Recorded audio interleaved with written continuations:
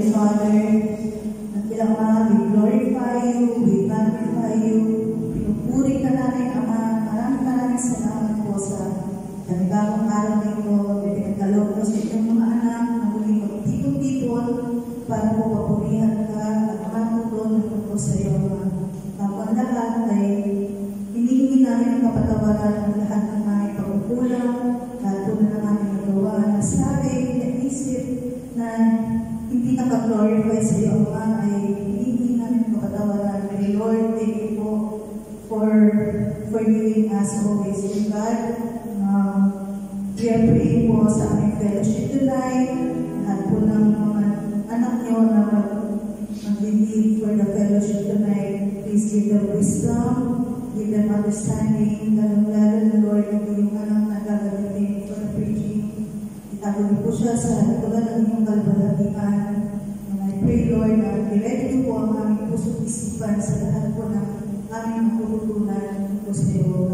Hindi na po ito maraming namin because may sa buhay namin ang mga. Dear Lord, thank you for being who you are. We love you, O God, because you first loved us. In Jesus' mighty name we pray.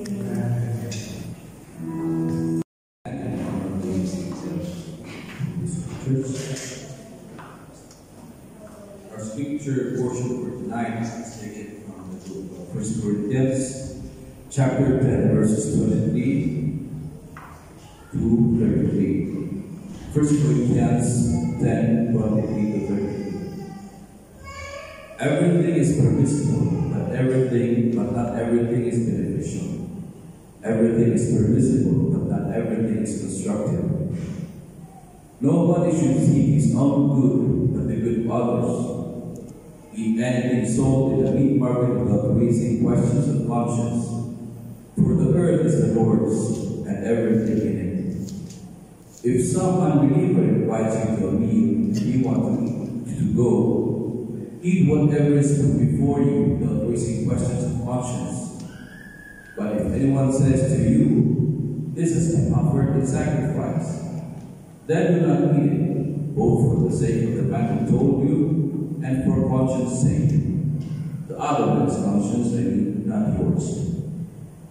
For why should my freedom be judged by another's conscience? If I take part in the meal with thankfulness, why can I denounce because of something I thank God for? So whether you eat or drink or whatever you do it all for the glory of God. Do not cause anyone to stumble, whether Jews, Greeks, or the Church of God, even as I try to please everybody in every way. For I am not seeking my own good, but the good of men, so that they may be saved. Please be reading this word without mistake. Thank you. We're doing it for the glory of God. Amen. So another thing is giving is a reflection of God's character in us. God is the one that first initiated about giving. Sabi sa Romans 8:32, did not spare his own son, but gave him up for us all. So we will see here the mirror of the generosity of our Creator by not sparing his son for us, for our own good. So on our part, our giving should be an overflow of gratitude for all that God has done for us. As a means of way of saying thanks to God and being giving Him glory that He deserves from us. Our giving should be an overflowing gratitude, acknowledging that every good and perfect gift comes from God. Just like what said in James chapter 1, verse 17. So in Luke chapter 6, verse 38, Jesus teaches, "Give and it will be given to you, a good measure, pressed down, shaken together, and running over, will be poured out into your lap." So this is not a promise of material blessings, but a deeper assurance that when we give, we participate in the divine cycle of blessings. Amen?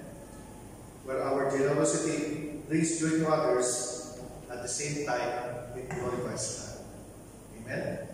So let us give with faith, knowing that our contributions, no matter how small or how big, it makes a difference in the lives of others and advances God's kingdom here on earth.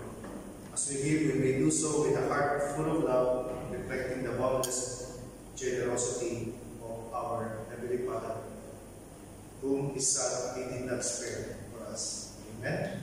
Praise be to God. So while Sister is collecting the